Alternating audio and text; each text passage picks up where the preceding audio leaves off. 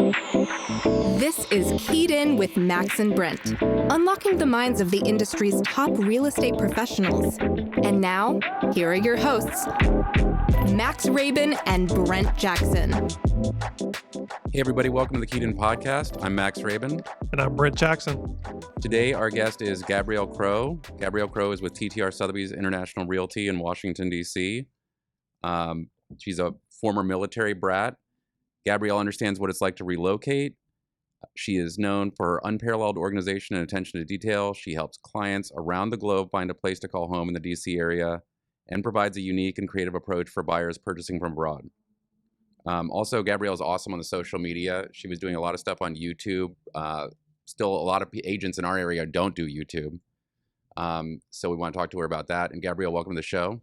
Thank you, guys. Welcome to the show. I'm super grateful to be here. I have a question right off the bat here, only because I'm a Saved by the Bell fanatic. And I just noticed in your bio here, I remember when A.C. Slater and Zach Morris got into a huge fight because they called him a military brat.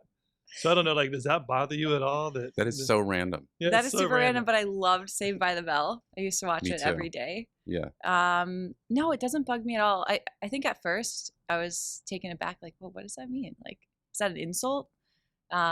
But no, I think I take pride in it, I guess. Just, going from city to city. Yeah, it's like, it's unique, and I think a lot of people in DC identify with that. There's a lot of military people in the Totally. area, so. Yeah, absolutely. And it's something that I'm proud of. Like, my parents worked really hard. We had to move around every 3 years when I was a kid. And it shaped me to be super adaptable, and to make friends and talk to people wherever I go, because I just kind of had to do that to survive growing up.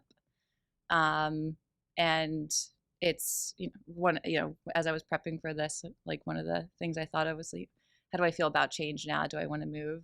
And I'm building a house right now with my husband in Arlington, and I'm like already ready to sell it. It's not even done. I'm like, let's do this again. This is so awesome. Like, let's finish it and start our next one. Like, I'm almost too comfortable with change. Yeah. But where do you call home? If someone says, like, where are you from or what's your home? Yeah. So I've been in the district now almost 15 years. And I think up until a decade, I felt almost like an imposter saying, like, oh, I'm from DC. But now I'll say Washington, DC. But before that, I would say, like, oh, I grew up in New Jersey, for the most part, from like third grade on. But DC's home. Interesting. I had the same conversation with a military client on Sunday, and we were going back and forth about living where we grew up. And he had lived in, I think it was like 9 homes up until the age of 11 because his family was in the military. Yeah. And I'm like, so where do you call home? He's like, home to me was the family. It's the connections between, like, my brothers, sisters, cousins, and then grandma's house. Because that's the senses that he remembers, the smells, everything is going back to grandma's house. Yeah. As far as, like, where the parents were from, it's like we just bounce around from house to house, from city to city. Yeah, totally. You just always got to be ready to get up. Right. But it's nice, now that I'm an adult and live here on my own, I get to create my life and my home, and where we want to be. And it is all around family, but it is nice and comforting to, at the end of the day, I have a place to call home, and it's like my sanctuary.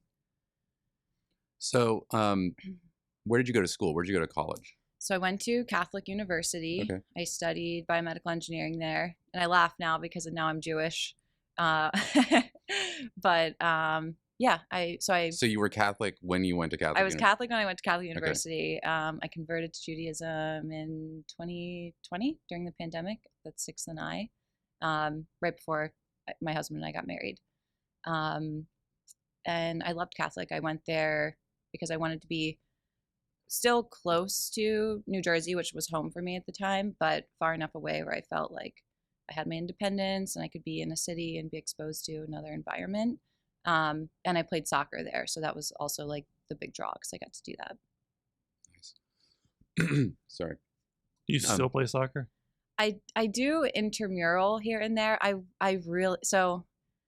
I have like a love-hate for like team sports now, personally playing them. I mean, I love watching sports, but I played team sports my whole life. And so now I recently, I got into, right before college, I learned how to play golf.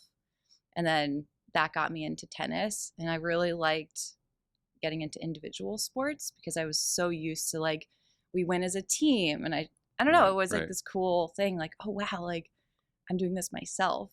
So now I kind of shy away from team sports or even like any physical activity where someone is like yelling at me, or like CrossFit is so not for me because it's like I've spent my whole life like just being drilled and like having to run miles and miles. So I mostly do Pilates or core power yoga, things that are like peaceful but still a workout. More about the mind and body than yeah, totally. Which do you like better between golf and tennis? Just curious. I think I love tennis because it's more active and it's so fun. But I love golf for the social aspect. And it's something recently I've like pulled my husband into doing with me. So it's like this thing that we can now do together that challenges us both. I mean, I got way back into tennis like a year and a half ago. I played when I was a kid, didn't play for a long time. And my father's played his whole life. So when he was in town recently, we just went back on the court and I just got way into it. I'm like, I take like 2 lessons a week. Oh, awesome. I'm crazy. You still take 2 lessons a week? I'm still taking 2 lessons a week. Did you beat your dad? Oh, well, you never know. He's 80, man. If I can't beat him by now. I remember the first time I beat my dad, though, like when I was finally in my 20s. That was a big deal. Right. But that's a classic tennis thing, is like beating your father. And then he finally was like, well, that's it. Like, I'm done. I'm like, no, so come funny. on, man. It's like when you play hard, because like, and you have kids. Like I have a 9-year-old, and I went out and played with him Monday. We did the ball machine. We did 3 rounds of the ball machine, and then we played a set to 6. No ad scoring. And I won 6-5. But some of the shots, and we played on a clay court. Mm-hmm. Some of the shots he was hitting, I'm like, man, I can't get to it. And some he would hit, and I'm like, that's not going to go in. And it would land in. Well, because I've watched some of his videos. He's learning like a modern forehand. He hits with probably a lot of topspin and like a high like looping ball because he's like young. Right. Yeah, I know. Yes. I watch too much YouTube. Sorry. So you're at Catholic U. You're in Brooklyn. So you just stayed here in DC and just started. Yeah, stayed here. When I was in college, I interned at a medical device company in Connecticut in R&D, which I loved, the company and the people, but the end-to-end process of like research, getting a drug to market it felt so slow to me. Like it could take 5 years. And I also wasn't the best working in a lab. It's like kind of how I cook now too. It's like I just shouldn't do it. And so I wanted something more social, like more fast paced. So I got into working at a top 5 consulting firm here in DC, more of like a social aspect of it. And I liked the concept of like, we're here, we have 9 months or a year, we have to implement all this change, and then we get to kind of move on to something else. So going back though, you said you were in New Jersey with the medical device? I was in Connecticut, in New Haven. So what brought you back to DC? So the consulting job? The consulting job. Okay. Yeah, it was here. I'd thought I wanted to go to Boston because life sciences was a big thing there at the time. But for some reason I got a job, and I was just grateful to have gotten a job that was paying well, and I knew DC well, and it seemed like the right next step coming out of school. So how does real estate happen? So I feel like not everyone, but a lot of people, it's like you have some traumatic event, and then that like leads to you getting a real estate license. Not necessarily. I mean, we talked to obviously a lot of people in here.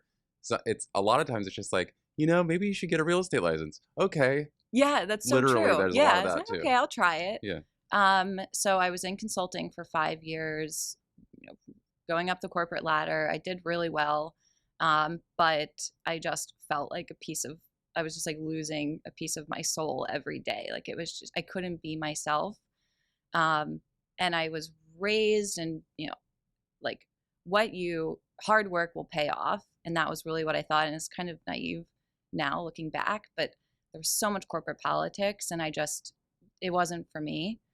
So I was unhappy, but they dangle the the promotion carrot in The front of golden you. carrot, yeah. Totally. So it's like, oh, well, if I stay 2 more years and I could make this rank. So They something give you just enough totally. to Yes. keep you Or hanging it's on. the Right? golden handcuffs. That's what it's called. Yeah, yeah, Right. absolutely.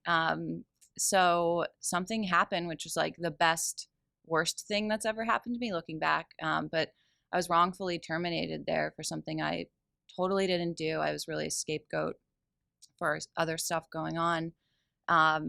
And it it was like pretty traumatic as my first job out of school. And I was really, I mean, to this day, people who worked for me, I've helped almost everyone now buy or sell real estate at this point, but they're like, if anyone that were to happen to, I would have never thought it would be you. But in hindsight, I'm like, oh, I'm so glad it did, because now I'm in this job that I love and I'm so obsessed with. So I was fired, and finally it was like, okay, well, now I have time to think about what else I want to do.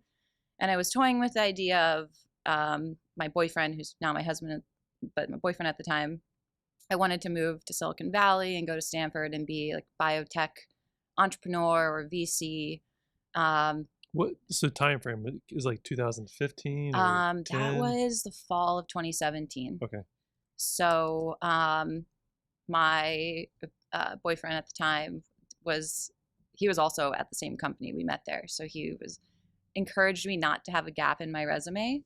So I went to a small consulting firm, working for someone who I already knew. It was a well-paying job. I was making way more money. I got to be completely remote, and it was super easy.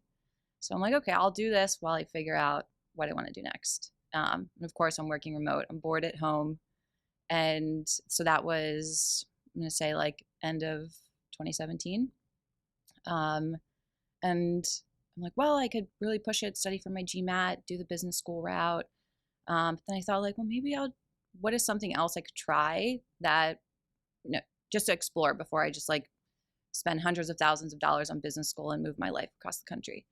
I'm like, well, I'll get my real estate license. Like, it's, relatively inexpensive to get it compared to going to grad school. It's a lot less expensive. Yes. And if I don't like it, I still have my consulting job. At least I've tried something. Got my license, so that was early 2018, talked to my boss at the time and was like, hey, I got my real estate license. I totally understand. I had no fear of being fired at that point because I had already gone through it. I'm like, well, I survived it. It's, not the end of the world. Like, if I still want to work here and I can do my work, but I'm also going to be doing this thing and try to build it. You'll see it on Facebook. Like, I didn't want to hide it from you. And he was so supportive, which made it much easier to tap into. And he's like, look, if the client is happy, that's great. If you can get that done 2 hours a day, I don't need you to work 8 hours. So I was able to start my real estate business and do showings during the day, or I had some extra time, which was helpful. So what were some of the first things that happened? So you get your real estate license. I forget, which brokerage did you start with? Were you with ours from the start? I wasn't. So I started at Keller Williams, which was like right around the corner from me in Capitol Hill. And I joined a team there, which was a recommendation. I had no idea about like brokerages, teams, none of that. I was super new. But I just wanted to do it. So I'm like, great, I just want to go. So I joined a team there. I started that July of 2018. And I kind of I thought, if the team is able to provide leads, I can at least get some experience and learn from other people on the team. My goal was to always do my own thing, because after what happened to me at the consulting company, I was just like, I don't ever want to have a boss again. I want to control my destiny. You don't want to play on a team. You don't want a boss. Got it. Yeah, pretty much. I still had my consulting job at the time. And I thought, okay, once I start making more than my consulting gig, if I love this, then I'll drop that, because I need to go all in at some point. So about 8-9 months in, my pipeline was awesome. I mean, most of my business was my own. And I just felt like that team model, it wasn't a fit for me. Our values didn't align. I just didn't like how it was run. So I gave myself a deadline. Like, I'm leaving this team by this date. I need to figure out what's next. And I had to reassess, like, do I want to stay at Keller Williams? Is this a fit for me? And when I thought about it and thought about some of the agents I'd worked with on the other side of deals, I'm a firm believer who you spend the most time around is going to shape how well you do, your decisions, your programs, all of that. And there was in my mind like no other place other than Sotheby's. I wanted to be with the best. I wanted to learn from them. I wanted to be in a place where like there was no cap. Like there's always someone to learn from where we are. There's always someone you can partner with. It's just the quality of agent is there. But then I'm like, well, how do I get in? Like, we don't have people who call around agents trying to recruit. That's just not what the firm does. So, and I was like less than a year in, but I had the numbers. So I can't believe I did this, but I got the numbers for the downtown office and the Georgetown office. And I must have called like 11 different times, like over the span of a week. I'm like, You get the floor duty person. totally. It was Right. Clarence. Wow. Yeah. Yeah. Clarence. And to this day we laugh. I'm like, you have the best like answering voice. You're like so calm. Meanwhile, like the broker in the back is probably like, tell them I'm not here. So I'm like, We get a lot of spam calls downtown. It's like, do you need this? Do you need that water? Do you need your front windows cleaned? It's a lot of stuff. And you got to be professional and answer the phone call, but it's totally. like some of those could be missed opportunities, like a great agent. Yeah. I'm like, if I can get the interview, I know they will like me, but I just need to get that. So finally, Fred at the Georgetown office agreed to meet with me. And he doesn't, I really don't share this story with a lot of people, but it makes me laugh. And I love Fred. Fred makes people laugh just by. Totally. He's like, he's awesome. Yeah. But the first time meeting him, I'm sitting there and like, I thought he would like love me. Like, I'm like, oh, like I couldn't get this guy to laugh. I'm like, shoot, I'm totally bombing this. And Jonathan Taylor, who I did not know at the time, but he walked by and Fred waved him in. And Jonathan and I hit it off and had a great conversation and were laughing. And I could see Fred, like there was just like a moment where you felt it. And he's like, okay, we like this girl. So then he had me meet with the downtown office manager. And a few days later, they were like, we'd love to have you. Awesome. That's Yeah. great. So the squeaky wheel gets Yeah, the oil. you were just like kept at it. Yeah, totally. And it's been amazing. So how long were you with that team at Keller Williams? I was there for, I'm going to say about exactly a year, maybe a little bit less. Right. Yeah. Did you have any sales of your own during that time with them? Yes. Definitely. Okay. Yeah. And it was so how I built up getting my own sales, because I'm so new, like how do you convince people to work with you and that you know what you're doing? So I just thought if I can be relevant, be top of mind, and people can see me as an expert in things, then that would be a way for people to reach out. So how I did that was I used Facebook, and anything I learned about, whether like I shadowed someone on a home inspection, or, on my first deal, like learning how to negotiate through multiple offers, I would just post about it. And like, here's what I learned, obviously not coming. These were testimonial face up, like you facing the camera videos, right? So at that point in time, I was like way too afraid to show my face because I was, it's like baby steps. Like, okay, I'm posting on Facebook. Okay, now I'll post a photo of me. Now, you know what I mean? And then eventually you're like, shoot, okay, I need to get on the camera. People need to see my face and my personality. So I would have people like reach out to me on Facebook Messenger, or old colleagues from the consulting firm reach out and say like, hey, we're looking to buy a house. Like, can you help us? And then that led, you guys know, like over time, it's like, okay, I did a good job with that one. Then they refer their friends to me. And so it just, I mean, that's the way you hope it's going to go. Yeah, totally. So it sounds like that worked for you. It totally worked. And it when I looked back at my deals versus the leads that had come from the team, they really wanted us to service. There were no boundaries. Like I would be rushing to Annapolis or Loudoun County. And like, I think I did a deal once in Beltsville, Maryland, which I didn't, that's like above Baltimore. It was just such a hustle, and I I was just completely burned out, and the model didn't make sense. I mean, I was paying a really high split to them. I was traveling so much. I felt like I couldn't go deep on any one neighborhood because I was everywhere. And when I looked at the numbers, like, well, I could leave and just do my own deals. It will grow over time. And so I just took the risk and did it. So diving into the social media aspect, did you have a plan? You were going to post once a day, 5 times a week, morning, afternoon? This sounds crazy, but I was posting. My goal was 10 times a week. That's pretty good. And it's not That's a all lot. real estate. Yeah, That it's is a a lot. lot. Yeah, I definitely don't do that anymore, but I have noticed when I've looked at the data, the more posting I do, the more leads I'm getting, the more business that's coming. And at first I thought like it's going to really annoy people, but people love, like, they feel like they're your friend when they see you on social media, and they will come up to you like they know everything that's going on in your life. And it's not as reciprocated because you're not seeing as much as them as they are of you. Correct. And I strategically do it like 1 out of every 3 posts. I'll try to make it about real estate, and then put in, I have 2 cats, so everyone loves cat photos. Everyone loves, now I have a kid, people love babies. Or even just like a cool photo. I'm at a coffee shop today at a buyer appointment.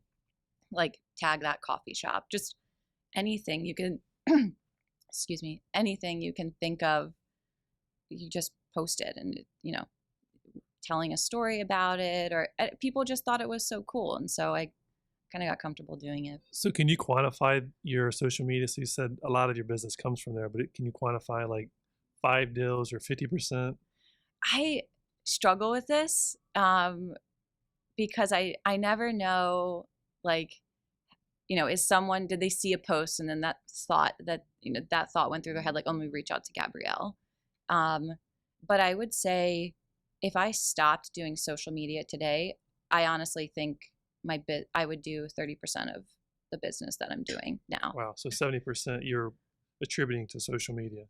Totally. Yeah. Wow, that's impressive. I think it's Facebook, and then I use Instagram, but mostly like stories, just so people can see more like raw footage day to day, and it still keeps me top of mind. Okay, so I want to recap all this, because obviously you are a firm believer in social media, and social media works for you, however you're doing it. So you said you were aiming for 10 posts a week. You were primarily Facebook, right?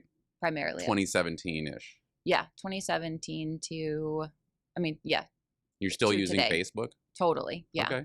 Yeah, I post probably anywhere from 2 to 4 times a week, but I focus more on now quality versus quantity. Sure. Or, if I just sold a property, I try to add like a personality aspect to it. I think like stories are everything, and people don't just want to see like, oh yeah, they just sold that. That's cool. But it's like, we do so much for our clients. Like, what was the story? Did we get them multiple offers? How did we do in this now crazy market? Like, people want to see, one, it shows our personality. It shows what we're willing to do for our clients. It shows how much we care. So I try as best I can with the time I have to keep like a personal spin on everything I'm posting. Yeah, that stuff works really well. And sometimes I feel like in my own personal social media stuff, I feel like compelled or inspired by what just happened to create a post like that.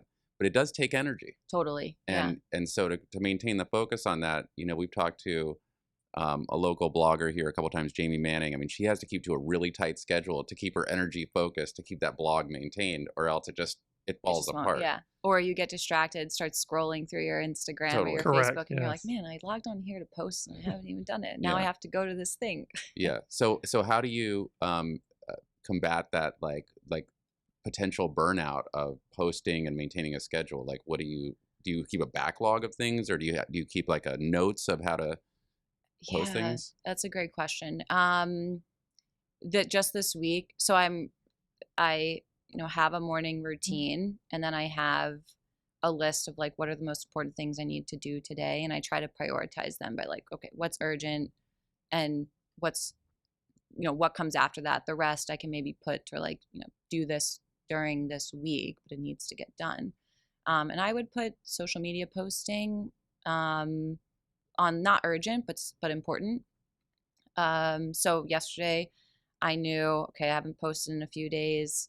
I have this property that just sold last week. I forgot to post about it. Okay, I wrote down like, need to do this. But what's funny is that you can see this on Facebook. When are the optimal times to post? If you care about likes, which I think, yes, I care about them, but I also don't in a way, but you look more, it's a little bit more respected when you obviously have a lot of people engaged on your content. So from what I've seen, at least for my Facebook data and friends and network on there, what is it, like Wednesdays and Fridays, like 9 a.m. to 11 a.m. are the optimal times to post. And yesterday I did it after that. I did it at like 3:30, and I'm like, well, I don't really do this, but let's see. And it's fascinating. Like normally I'll get 70 to 100 plus likes on things, and I got like, I don't know, I think I looked today, it was like 30 something. Not the end of the world, it's fine, but it's super interesting data to just see, like, it's fascinating, when should I be posting. So yeah, I just try to, it's one of those things every week. Am I doing it? When am I posting? Is this valuable to my followers? How many followers do you have? On Facebook, I've got well over 3,000 friends. Friends in quotes, right. yeah. Which is funny. I was at a charity event this weekend, and this girl who was, I played soccer in New Jersey on the state team. She was our goalie. She was amazing. I have not seen her since like high school. And she came up to me at this event and was like, "Are you Gabrielle Crowe?" I'm like, "Yeah, Sarah." She's like, "I thought I recognized you. You popped up on my Facebook." I'm like, "Oh my God, that's okay, cool. It's working." Yeah. So even people who aren't liking your stuff, everyone is consuming this content. Not everyone wants to admit they're on Facebook, and not everyone's a content creator, but so many people are consuming. And that's what I have to remind myself is it's not always about the likes. It's still, the message is still getting out there. I'm still top of mind. And then on Instagram, I don't know, I don't have too many, but I've got over 1,000, I think. But I know those people. Facebook's been, yeah. Like gold. Have you watched it grown? Like, so you have over 3,000 now in 22. Did you start with a different number in 2018? Totally. Maybe I had 500 people. Oh, wow. Yeah. That's impressive. And I've learned along the way. Like I used to, when I got into the business, one of my, like, I always say this, you don't, what is the saying? Like you don't have to do everything. You just need to do something. And I believe that, because when I first got into the business, I thought I had to do everything. I needed to go to every event, talk to every person. Before COVID, I was working with a coach to figure out how to do less, and I was so burned out. And then COVID happened, and I realized, like, I'm not going to anything. I'm not really seeing people, and my business is still doing well. So this is a nice wake-up call. I love that epiphany too. I was like, God, I don't have to go to these things. But now we do again. Now we do. Yeah. Yes. Now it's like, okay, shoot, what do I say yes to? What do I say no to? I'm going to a black tie event on Saturday night, and I'm like, oh God, tuxedo. Yes. Yeah, I tell myself, I'm like, this is mandatory fun. I'll tell my husband if I have to bring him to things, like, it's mandatory fun. We have to go, but we enjoy it on some level. But sometimes we'd rather be home, like eating popcorn, watching Netflix. Yeah. Yes. So when I was going to all these things, I would friend everyone. Like you'd get invited to these Facebook events. I would just friend. I didn't even know these people. And so I think a lot of that led to why I have all these people. And so now I've really started to, over the past couple of years, I've started to scale back on people and strategically, like, who do I want to follow? Whose content do I want to see? Because I think that we can control the content that we're absorbing. We can unfollow people because you come across people on social media, and if if you're thinking about like, how do I feel consuming this? You don't always feel great. And so I'm trying now, like, okay, what makes me feel good? I love following interior design and health accounts and mindset stuff. This is the classic, things that are in your control and things that are not in your control. Totally. And media consumption is in your control. Yes. Yeah. Right? And it's what now, you turn on, what you follow. Totally. Yes. And now I've just pivoted how I'm talking to seller clients, like not to switch topics, it's sort of related, but because the market has shifted some, depending on your home and where you live, there's 10,000 worries, a million different fears. And it's like, okay, let's focus on, I've narrowed it down. Like, what are the 4 things we can control right now? It's timing, the condition of your home, the price we're going to ask. And it's not, you can't always control the price you're going to get, and your representations. What am I going to do for you to help you achieve your goals? And it's just, you can like feel the energy. They're like, okay, yeah, right, let's focus on that right now. That's good. 4 points. I like that. Yeah, I have so, because I'm sure you get the same. You have people who will send you like doomsday article, clickbait headlines, like the market's crashing, and it's like, oh, come on. Like, this has been the classic thing, because I work with Jonathan Taylor, who you mentioned earlier, and that's one of the classic things we always tell our sellers. Is like, these are the things that are within our control. So let's take advantage of that. Right. Let's not make that our enemy. Right. Exactly. So, yeah. What's interesting, so like in our group and across the board, we're getting a lot of the negativity feeds. And it's interesting to hear agents' perspective on what should you be sharing with the clients. And I'm under the mindset that I would like to be informed of all the news, whether it's good or bad, because they're probably reading this behind the scenes anyway. And I'm okay to share that with them. Mm-hmm. Take it with a grain of salt. Now let's think about how this applies to your situation if you're a buyer or a seller. But some agents don't want to have anything to do with the doom and gloomsday that may be coming ahead of us. And I'm like, you need to be informed. Yeah. Because you need to inform your client, whether you're representing the buyer or the seller.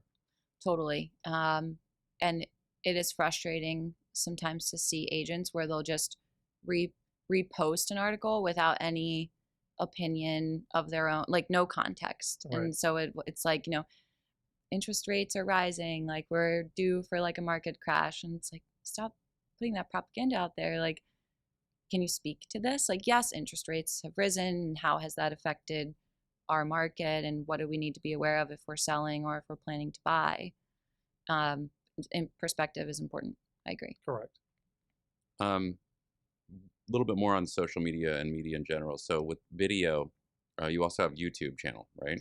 Yes. Yep. So tell us about your experience with YouTube, and it's kind of a different skill set from doing videos that would be on stories or Facebook. So tell us a little bit about that. Yeah. I got into it at the very beginning of the pandemic.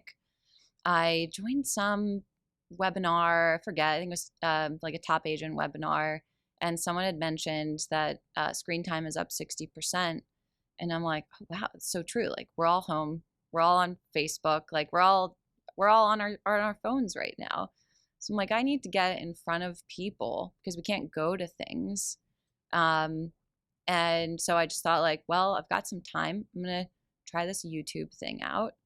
And I was shocked how well it was perceived. I mean, even to this day, clients who I thought would have never spent 5 minutes watching some of these videos that, I thought, this is so silly. One of them is like, what to know before you buy a condo. For us, that could seem kind of, it's like, oh, it's a silly video. But for some of my clients, it's like, wow, like this is so helpful. And then I don't need to like re-explain that to them.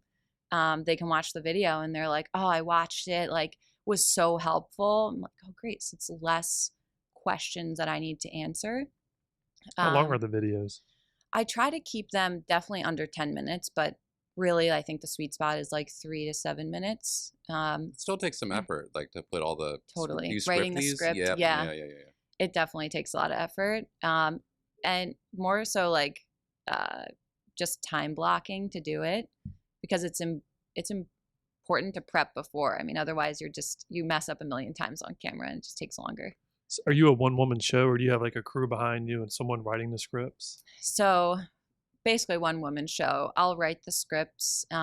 There's some ways that I figure out what to talk about. So like there's this Google search add-on where you can actually like, type in DC real estate and it'll tell you like what are the topics ranked like most to least that people are searching right now, and you just use that as your next topic.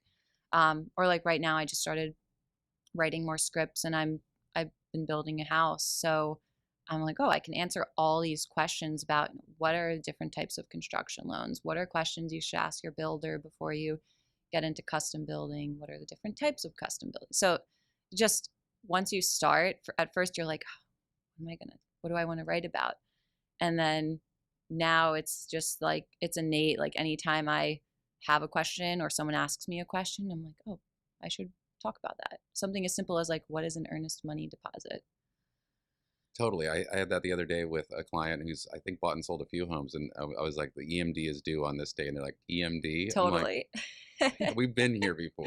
Right. But they, Acronyms. people don't do it every day. They Yeah, don't know. totally. And it's one of those things I sometimes feel bad. I'm like, shoot, I feel like whenever my clients are asking me a question, I feel like, oh, maybe I failed a little bit because I didn't like answer it before it was even asked. But there are these little things that are so second nature to us. It's like, oh, right. Like, let me stop and explain that to you. That takes, whether you're doing it with your clients or you're doing it on a video, it takes patience. So like kudos though that like you're taking the time to do that, because obviously you're just building like wealth of information online for any consumer. Totally. Yeah. It's a lot of value. Yeah. And then back to your question about my one woman show or not. So I do the scripting. I'll record, do all of that myself. But then there's a company I've hired and I pay them, I think it was like $600 a video. They do all the editing. They post it. They'll post it for me. They'll edit it. So I have, a short, I think it's like 30 seconds or less clip that I can put in an Instagram story, one that can actually perfect size for an Instagram post, and then on Facebook and LinkedIn as well. Is that how they find your YouTube channel, is through social media, or do you have it on your email signature, or do you do flyers? I have it as a link on my Instagram, but when I get introduced to new clients, I'd like to do it over email or have some early email interaction, because let's say past clients are connecting me with their friends. I'll respond back, and then in it, at the end, I'll say like, here's a little bit about me. Should you be interested in looking at things before we meet? And I've got a link to my Facebook, a link to my YouTube, a link to my Instagram, and a link to like my virtual buyer seller guide, just to give them a sense of me. And I've had success with it. I've been doing it a couple years, and I feel like it's just a way for them to choose to get to know me a little bit. And it's almost like starting the relationship before we even talk. So I try to create some form of trust, because if you vibe, you vibe, and I think I come off authentic in what I do. That's at least my goal, and so I feel like my clients or customers can sense that too. I had like one last question about the YouTube. So you said you outsource sort of the editing and optimization, which is obviously helps you maximize your own time. So you're not like trying to figure all this stuff out on your own, and then Totally. it would take hours. Yeah. I mean, many hours. Yeah. So my question is, so you script something, you have a concept for the video, you record all the clips and everything. Do you send them just everything and they just do it? They just do it. That's nice. It's awesome. Yeah. And I'll try to do, my goal is one every week. But I'll just record like 4 in a row, because you're ready, you're in the zone. Yeah. And you just can knock it out. So basically once a month, I've just got to record my videos. Yeah, it's real work. I mean, even the TikTok stuff that I'm doing, which is way faster than doing a YouTube video. If I'm doing voiceovers, again, I need to either do it in the flow when I'm got the right energy. I have to script it. I have to be in the right mindset so my voice sounds correct. It's a lot. It's a lot to think about. Totally. And you're like on your phone when you're doing it, so you're like, okay, I'm not going to look at these texts coming through. I'm not going to check my email. Like, that's a challenge in and of itself. Are you on TikTok? I am-ish. I haven't gotten too into it, but is there a reason why? No reason. I don't have anything against it all, but I just, I have like what kind of works for me right now, and it's working. But just this week, I was like, man, I need to be using TikTok even just to like revamp and add cool music to my videos and stuff. So I'm gonna get back into it. But for now, like the systems I have, they're working. So I'm actually trying to like get rid of less things and get rid of more things and commit to less things, because I'm a little overwhelmed, and I've gotten to a point now where I'm like actually seeking to hire help or full-time assistant or something. So circling back to when you're meeting with clients and the advice you're giving them, rates are going up. We were talking about this before the show started. How are you advising your clients with their fear of the rate going up? Yeah. So for buyers, I'm sure you all have heard this. It's, you marry your sales price and you date your interest rate. I heard recently from an agent, last week I was at the Texas networking event, and they said you marry the house, you date your interest rate. And I loved that, because marrying your home, there's some like emotional tie to it where like everyone, it's like, yeah, on some level, this is an emotional purchase if you're buying something, for yourself or your family. So I've been doing that, and I've been explaining like, you don't have to just go conventional. Look into other options. There's 10-year ARMs. Are you planning, asking questions? Are you planning to be in this home forever? Do you want to spend 5 years in it? Like, what is your plan, so we can figure out how to make you successful and get you what works for you. And also putting it into perspective. I mean, when rates were low these past 2 years, people were paying often 100, 200, sometimes 300. $1 million Crazy. over asking. Yeah. Yeah. So it's like, pick your poison. We can have higher interest rates now, although, historically speaking, it's fine.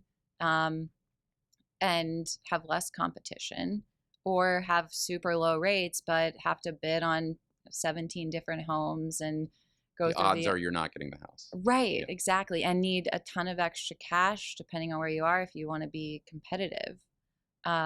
So I've been trying to put it into perspective, but also now I've been having a little bit more fun with buyers because we can negotiate more than we could have these past 2 years. So for some people, I'm saying like, look, if rate is really a sticking point for you, we can try to negotiate like a seller buy down on the interest rates, maybe add in enough money to, do a 1-point buy down to get that rate lower for you right now. And then if they go down in the future, you can do a refi. I think it's also good to speak with the sellers at the listing presentation to find out if their loan is assumable. Totally. We just said we're doing a deal right now, and we just found out it's a VA loan. Our seller does not need to buy something else. So from my understanding, the VA loan is, you can have one loan under your name, so he's not going back into a property. So he has a VA loan that's assumable at 2.25. And we have a couple of VA buyers that are looking at that, and it's like, that's golden, because the rates now are 6%-ish in today's time. Yeah, and I think it would be helpful if that was marketed, or Correct. because then it would be more appealing to buyers. It's because they're thinking like, this is my only option, is a 30-year conventional loan at this rate. Right. And then for sellers, like we talked about, let's focus on what we can control right now. Like, yes, rates have impacted buyers in our market, but if you need to sell, let's focus on how to help you accomplish your goals. So you mentioned that you were looking at hiring someone to help out with your business because you're getting very busy. Things are sounding great. Where do you see yourself in 5 years? Do you want to like grow a team, or what are you thinking about? That's such a good question. Old me would have been like, this is my plan, and so outcome focused, and it's a constant problem of mine. Like, I'm like, okay, enjoy the journey, be open to opportunity. So this past year, I've been very focused on like being open to opportunity. How do I want to feel? Because as I've accomplished things I was focused on, sometimes I don't always feel great. Like, yeah, I've achieved this number that I wanted to get in sales, but I'm exhausted, and I'm, not, this is in the past, but like maybe I'm exhausted. I'm not happy with my process for things or the clients and whatever it is, like, am I happy with what I'm doing and achieving my goals? So I think I'm more focused on how do I want to feel? Like, I want to feel proud of my business. I want to feel present with my family, be able to have that. And I want to feel inspired by my clients, and I want them to feel inspired by our connection. And if I can do all of that, then I'm gonna be happy in the end with wherever that leads. And we can, in real estate, there's so many paths we could take. I could work on building a team. I could, go at it myself and stay lean. I could get into, my custom home build business has really grown during COVID. I could focus on that path. I have so many avenues, and I don't want to close the door to anything. So I'm just trying to channel, like, how do I want to feel? But I think if I had to pick one thing, I would like to continuously double my business or more year after year. Do you have a mentor that you look up to in real estate? I don't. I would love one.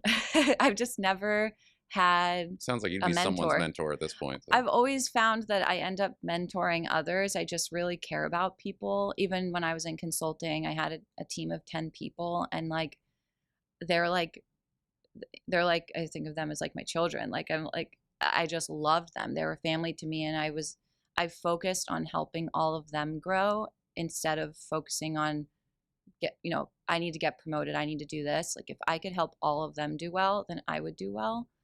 And so a part of me with that 5-year plan is, I think I would love to have a team or have some agents where I get to do that, because it really does fill my bucket.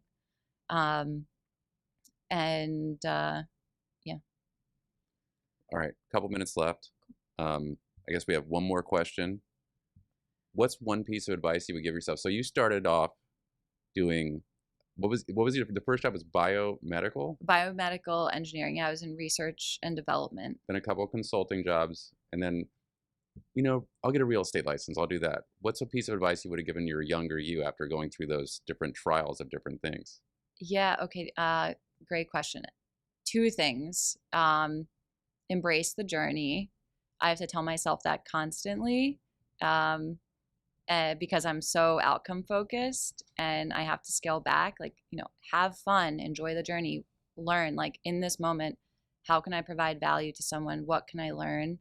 And then know your worth, for sure. I mean, anytime I can think of when I, have run into trouble or like a big hurdle, it's like, I think back and it's like, oh, I wasn't focused on my worth. I wasn't confident. I didn't go in like believing in myself. Love it.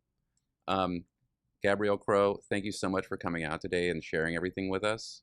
This has been fantastic. Brent's going to hit you with some rapid fire questions. Cool. 5 easy questions. So you've traveled all over the place. Do you have a favorite spot or a favorite vacation place? Yes. Anywhere in Italy. I just love it. There's something about it. When I'm there, it just like feeds my soul. And I'm excited. My husband and I are going to take our 16-month-old there over the Christmas holiday this year. Oh, that'll be special. It'll be special. It'll be interesting. Interesting. Yeah. Plane ride will be fun. Yeah. For everyone else. For everyone yeah, else. exactly. You mentioned Netflix earlier with popcorn. What are you binge watching now? We are into House of the Dragon on HBO. Are you watching like the Game of Thrones, like the It's a next prequel? Yes. I never watched Game of Thrones. I didn't either. Yeah. I didn't either. And then finally, like, I'm such a non-conformist, but then I eventually like conform because I feel like I'm missing out. So I caught up on Game of Thrones all during the pandemic, and so now I'm converted. That, and then I love Industry on HBO too. Industry. I've seen it. Hobby. What do you like to do outside of real estate? Exercise. I'm also a big foodie, so my husband and I are always trying, what's the cool new restaurant. I love to travel. Usually my travel, it's all about the food. Where are we going? What do we want to eat? What's good here? So yeah, that takes up a lot of my time. Yeah, 80% of travel is food for me. Totally. Yeah. This is a 3A here. So what's your favorite restaurant in DC as a foodie? Right now, I'm loving Daru. Have you guys been? I've not been No. there. It's awesome. Like go to DC staple. I love Rose's Luxury. It's just, we live right down the street. And so it's just a go-to. Or anyone that visits, it's like, okay, we have to take them to Rose's. Who would play you in a movie? Oh my gosh. Great question. Anytime I go somewhere new, people always have doppelgangers for me. So I'll just rattle off some because I get them. This happens like probably once a week. Katherine Heigl is one. I see that. Yeah, not my favorite one, but I could see it. Jackie Kennedy, before I had highlights in my hair. And have you all, what's her name? Madeline Stowe. I know the name. I know the name. Yeah, I'm trying to, I know she was in the show Revenge, but her and then the woman who was in that movie Chocolat. I don't know if you saw that either. It's been a long time. Yeah. Yeah. It's basically like well put together brunettes is kind of what people. Oh, and recently I got a young Winona Ryder. Okay, I Like, see that. Yeah. Yeah. So any of them, I guess, it would work. Cool. So you're on a deserted island. You only get one dessert for the rest of your life. Dessert on a deserted Love island. this. Yeah. Tiramisu, no doubt. Tiramisu. Yeah. That's my go-to. I Right. can't say no to it. So awesome. Gabrielle, thanks so much for coming out. We had a great time. Really appreciate it. Thank you so much. Thank you all. And one last parting gift here. Since you came onto the show, we want to give a donation in your name to a charity of your choice. Anybody want to give a shout out to today? Yeah, that would be amazing. The Parkinson Council. I have clients who are raising money for a walk that's coming up in October. Their mom, the husband's mom, is recently diagnosed with Parkinson's. So I'd love to support them even more. Got it. There you go. Good. Awesome. Thank you. Thank you guys. Thanks for listening to Keyed In with your hosts, Max and Brent, unlocking the minds of the industry's top real estate professionals. For more information on selling your home, find us online at keyedinpodcast.com. Remember to subscribe to Keyed In on Apple Podcasts or wherever you like to listen to podcasts. Follow us on Instagram at Keyed In Podcast, at Raven Max, and at Brent E. Jackson. And follow Max on TikTok at MaxwellRaven_properties.